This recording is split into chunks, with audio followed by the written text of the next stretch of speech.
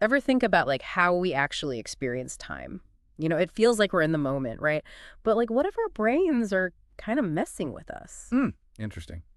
Yeah, and that's what we're diving into today. We've got this book, Living in the Past, and it's all about the surprising truth of time and our brains. Sounds It fascinating. is. Yeah. It starts with like this super simple experiment, and it honestly kind of blew my mind. Like, picture snapping your fingers, right? Okay, got it. It feels instant, but there's a teeny delay, something like 80 milliseconds, between the snap and when your brain actually processes it visually. Yeah, and that's just for vision. Our other senses all have like their own little processing delays too. Sound lags behind by about 20 to 40 milliseconds. Touch is the fastest though, only takes like 10 milliseconds. So basically, our brains are constantly playing catch up, huh? Trying to make sense of a world that's already moved on. Exactly. And it's not just a simple delay. It's like this multi-step process. Think about the visual pathway, right? Light hits the retina, then that signal has to travel all the way to the visual cortex, get processed in all these different areas, and then finally it like pops into our conscious awareness.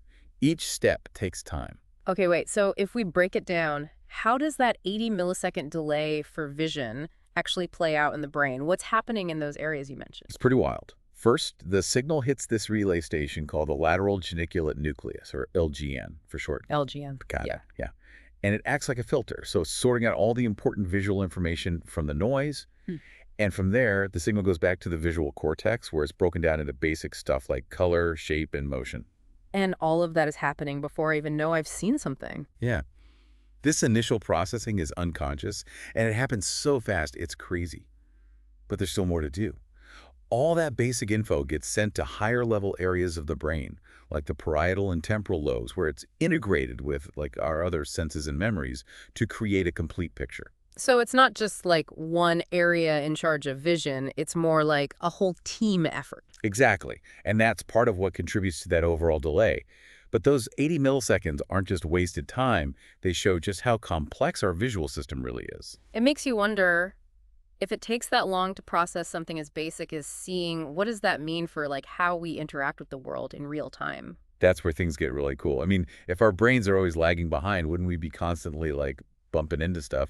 But our brains have actually developed this incredible workaround. Okay, now I'm really curious. What is it? Is it like a time traveling superpower? Not time travel, but close. It's all about prediction. Our brains have become masters at anticipating what's going to happen next.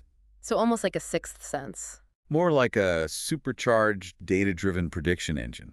The book talks about this thing called the flash lag effect. So imagine there's a dot moving across a screen, and then a flash of light appears right next to it at the exact same time. You expect to see them aligned, right? Yeah, that makes sense. They happen together, so they should appear together. But here's the thing. Because of that little visual processing delay, your brain actually sees the flash as lagging behind the dot, even though they happened at the same time. Whoa, really? So my brain is filling in the blanks, kind of guessing where the dot is going to be? Exactly. Your brain is constructing like a future position for the dot based on its trajectory, and that prediction actually influences where you see the flash. That's pretty amazing. So this isn't just a lab trick. This is how our brains are working all the time. Yep. It's what lets a baseball player catch a fly ball, a driver avoid an obstacle. Even like how musicians stay in rhythm. Our brains are always predicting movements and trajectories to keep us from like always reacting. That's kind of mind-blowing, actually. We're basically walking around with mini fortune tellers in our heads, keeping us from crashing into things. Right. And the more we practice a skill, the better our predictions get. The book calls this building forward models. It's like our brains create these super detailed simulations based on our past experiences to help us anticipate and respond better. Okay, so it's not just reacting, it's building up this library of possibilities, based on what we've already learned. Exactly. And this isn't limited to physical actions either. Hmm. Think about language. We're always predicting the next word in a sentence, which helps conversations flow smoothly. We predict social cues, navigating those tricky interactions. Even humor relies on us being able to anticipate a punchline. Wow, this predictive ability is like way more widespread than I ever realized. So if practice makes perfect predictors, does that mean professional athletes have somehow like hacked their brains to see further into the future? There's definitely something to that. The book mentions a really interesting study that compares pro tennis players to, just regular people playing tennis. Okay, interesting. They found that when a ball was served, the pros were already predicting where it was going to go, while the novices were still just reacting to it after it was hit. So they're like seeing the ball's future path before it even happens. That's a crazy advantage. It is. That advantage, it's like a 200 millisecond head start. And it comes from years of practice, building up those complex forward models that let them anticipate the ball's movement with incredible accuracy. So they're not just reacting faster, they're basically seeing a different reality. That's pretty amazing. But also, kind of makes you wonder about the implications. I mean, if we can train our brains to be better predictors in sports, what else could we use this for? Great question. And it's definitely one we're going to explore more. But first, let's think about a more serious example of how this time lag affects us driving. Oh, yeah, I have a feeling this is where things get a little more real. It's definitely a reality check. Think about this. At 60 miles an hour, you're traveling 88 feet every second. So by the time you realize there's a potential hazard, you've already covered a lot of ground. Okay, so I'm already 88 feet closer to trouble before I even realize there's a problem. And then what? Then, add another 88 feet for your brain to process the information and decide what to do. And finally, you need even more distance to actually react, like hitting the brakes or swerving, whatever you need to do. Hold on, so we're talking about a total of 264 feet before I can even react. That's terrifying, especially considering how fast things change when you're driving. It is a serious reminder that our perception of reality isn't always the same as what's really happening. And that gap between what we see and what's real has huge implications for safety, especially when split-second decisions can be the difference between life and death. Okay, that's enough to make anyone nervous behind the wheel. But isn't technology helping with this? Like those collision warning systems and automatic emergency braking features that are becoming more common in cars. You're right. Those systems are essentially built to compensate for our natural lag. They use sensors and algorithms to predict potential collisions before we even see them. So our cars are developing predictive abilities to, like, make up for our own limitations. In a way, yeah. And as technology keeps advancing, we can expect even more sophisticated systems that use this understanding of time lag to make us safer and better in all areas of our lives. That's both reassuring and a little unsettling, honestly. It makes you wonder, if technology starts anticipating our needs and reactions, where does that leave us? What does it mean for, like, our sense of control?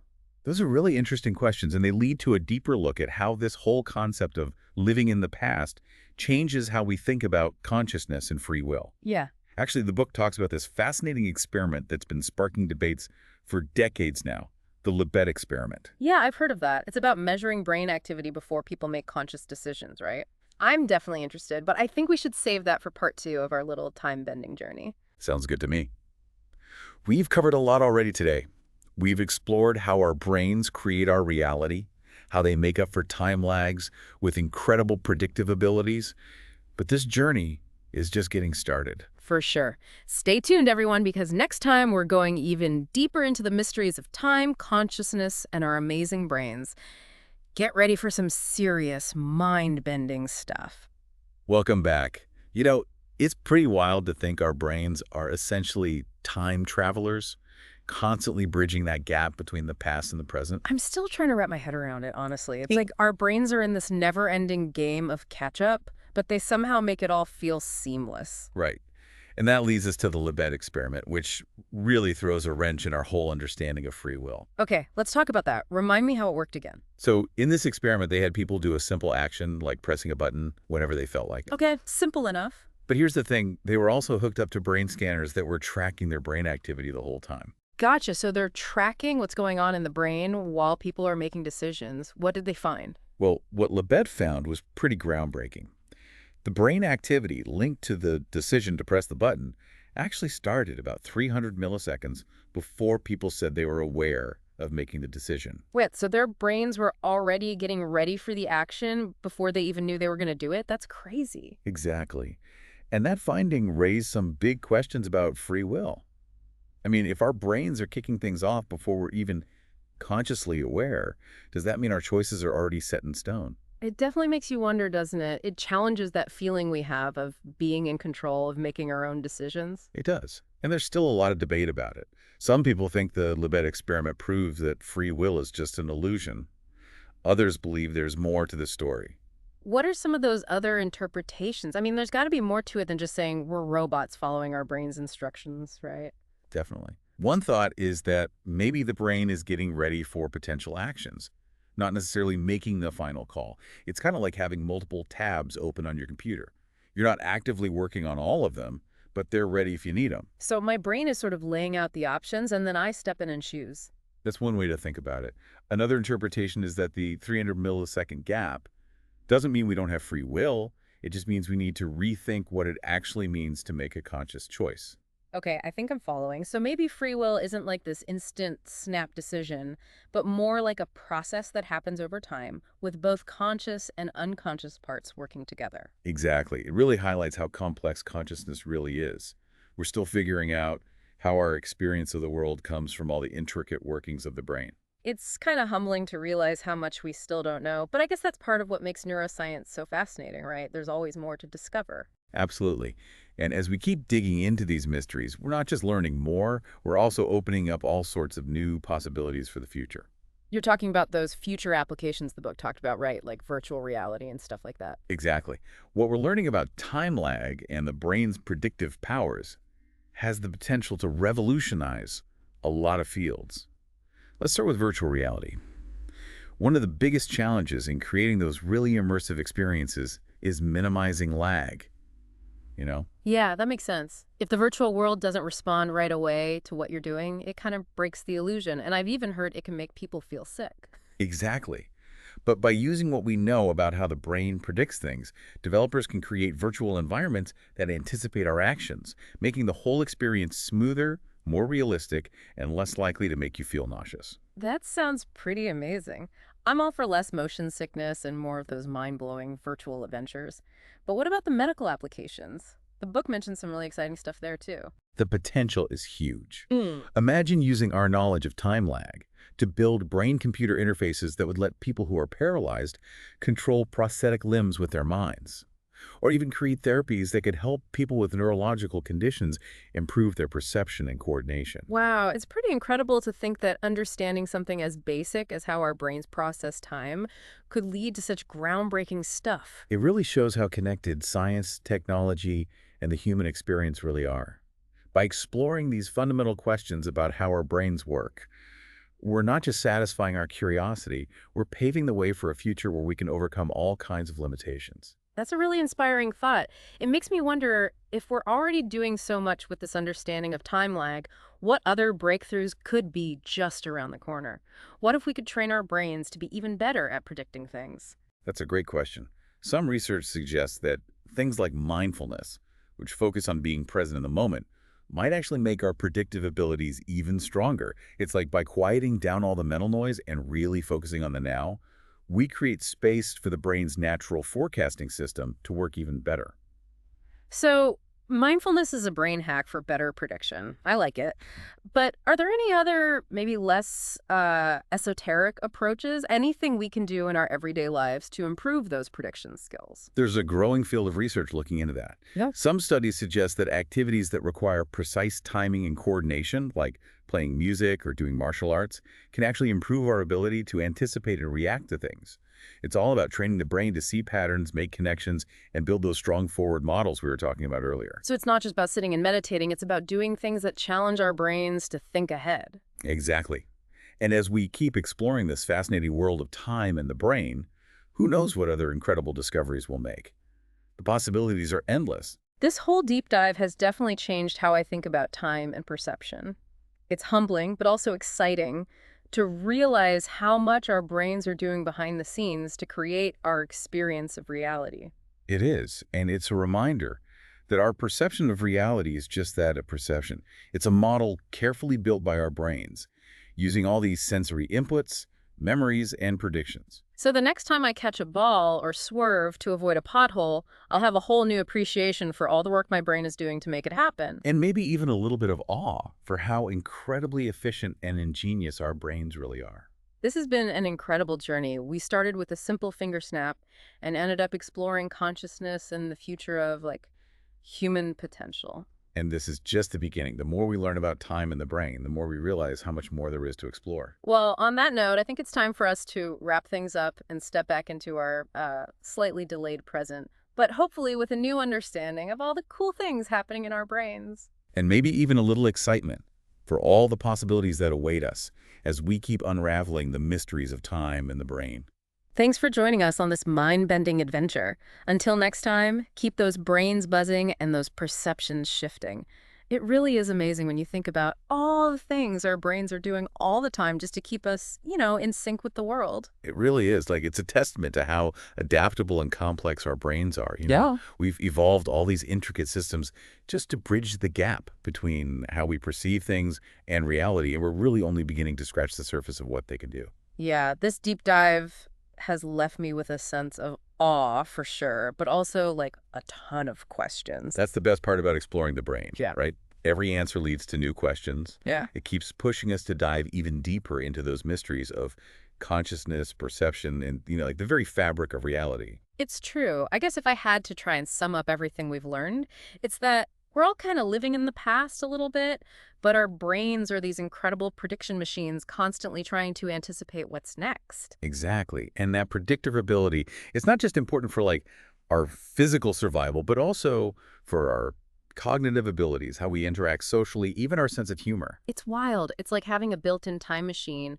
but instead of going to the past, we're using it to navigate the present and even get a glimpse into the future. Right. And the more we understand these mechanisms, the more possibilities open up for us, like improving athletic performance, developing revolutionary medical treatments, and even creating those truly immersive virtual experiences we were talking about. Definitely. But it also brings up some pretty deep philosophical questions, like the whole free will debate and the limits of our conscious awareness. If our brains are already making decisions before we're even aware of them, then what does that really mean for our sense of agency? That's a really good point. I mean, these are questions people have been pondering for centuries, and our understanding of the brain is adding a whole new dimension to the conversation. It's a reminder that science isn't just about finding answers. It's about asking better questions and challenging what we think we know about the world and ourselves. I agree. This whole exploration has definitely changed my perspective. I'm looking at everyday things differently now, realizing just how much my brain is doing behind the scenes to make even the simplest things happen. It's pretty incredible, right? It reminds us that what we perceive as reality is really just a perception, a model that our brains create from all the sensory information, memories, and predictions they're constantly processing. Totally. So next time I catch a ball or swerve to miss a pothole, I'll be thinking about all those complex calculations and predictions my brain's making in those split seconds. And maybe even feel a little bit of awe for how amazing and efficient this organ we often take for granted Right. really is.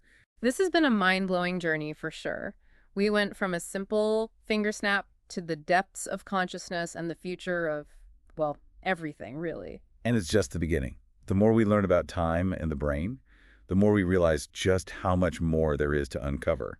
Well, on that note, I think it's time for us to step out of this deep dive and back into our, well, slightly delayed present, but hopefully with a newfound appreciation for how our brains shape our reality. And maybe even a little excitement for all the amazing things we'll discover as we keep exploring the mysteries of time and the brain. This has been an amazing deep dive. Thanks for joining us on this mind-bending adventure. Until next time, keep those brains buzzing and those perceptions shifting.